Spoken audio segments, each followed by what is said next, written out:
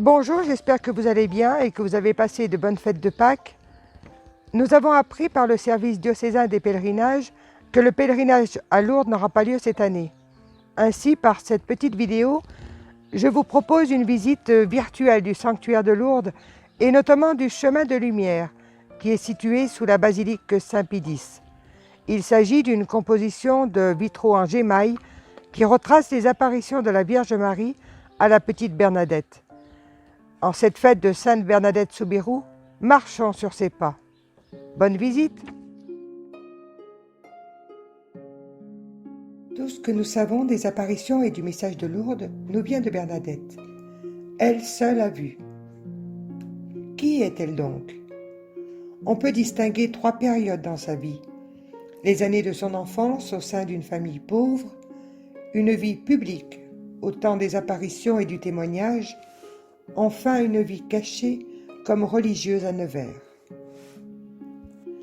Quand on raconte les apparitions, Bernadette est souvent présentée comme une fille pauvre, malade et ignorante, logée misérablement au cachot. Sans doute. Mais il n'en a pas toujours été ainsi. Lorsqu'elle naît le 7 janvier 1844 au moulin de Boly, elle est le premier enfant, l'héritière de François Soubirous et Louise Castéraud qui se sont mariés par amour. Bernadette grandit dans une famille unie où l'on s'aime et où l'on prie. 10 ans de bonheur en ces années décisives de son enfance qui vont forger sa forte personnalité et lui donner un bel équilibre. La descente dans la misère qui suivra n'effacera pas cette richesse humaine. Il reste que Bernadette, à 14 ans, mesure 1,40 m. Elle a des crises d'asthme.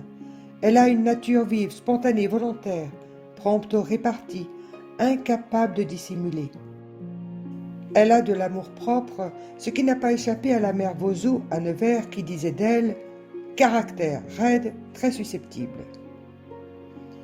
Bernadette se désolait de ses défauts et les combattait énergiquement.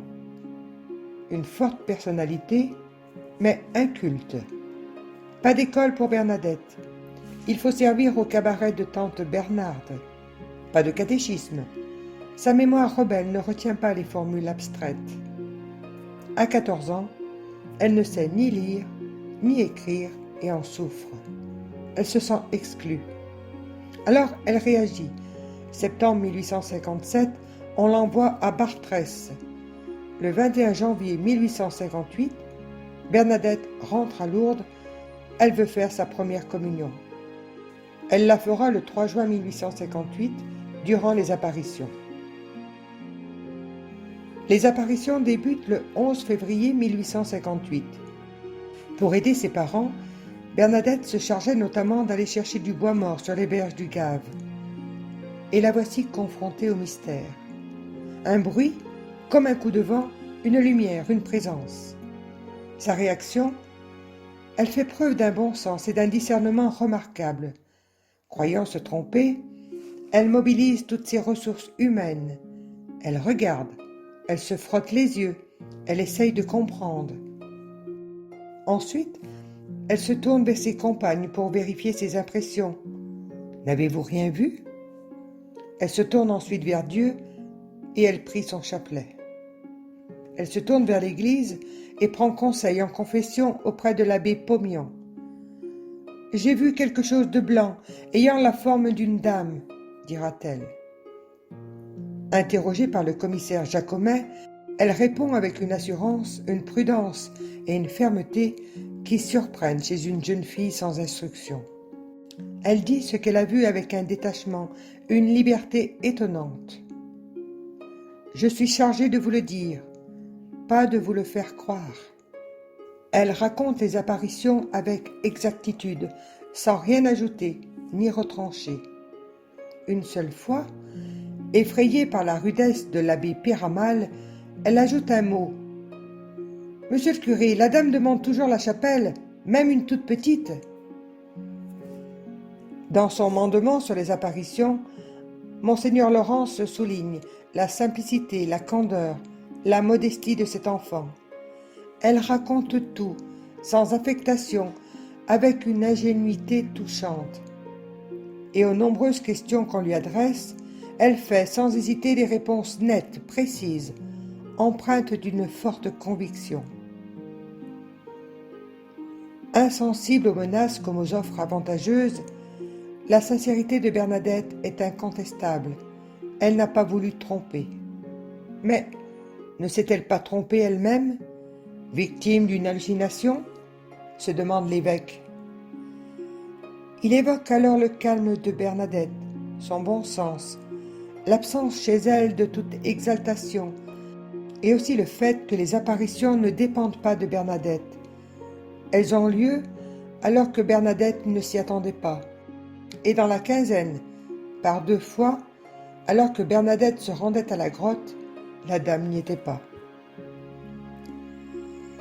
Pour en arriver à ces conclusions, Bernadette a dû répondre aux curieux, aux admirateurs, journalistes et autres, comparaître devant des commissions d'enquête civiles et religieuses. La voilà tirée de l'ombre et projetée au premier plan de l'actualité. Une tempête médiatique s'abat sur elle.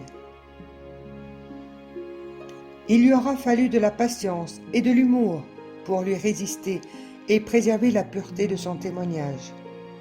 Elle n'accepte rien. « Je veux rester pauvre ». Elle ne bénit pas les chapelets qu'on lui présente. « Je ne porte pas l'étole », dit-elle. Elle ne vendra pas de médailles. « Je ne suis pas marchande ». Et devant les images à 10 sous qui la représentent, elle lance « 10 sous ? C'est tout ce que je vaux ?» Dans ces conditions, au cachot, la vie n'est plus possible. Il faut protéger Bernadette. Le curé Piramal et le maire Lacadet se mettent d'accord. Bernadette sera admise comme malade indigente à l'hospice tenu par les sœurs de Nevers. Elle y arrive le 15 juillet 1860. À 16 ans, elle apprend à lire et à écrire. Elle écrira souvent à sa famille et même au pape. Elle rend visite à ses parents, qui ont été relogés à la maison paternelle. Elle soigne quelques malades, mais surtout, elle cherche sa voie.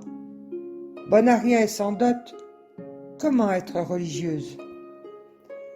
Finalement, elle entre chez les sœurs de Nevers parce qu'on ne m'y a pas attirée, dit-elle. Dès lors, une vérité s'impose à son esprit. À Lourdes, ma mission est finie. Maintenant, elle doit s'effacer pour laisser toute la place à Marie.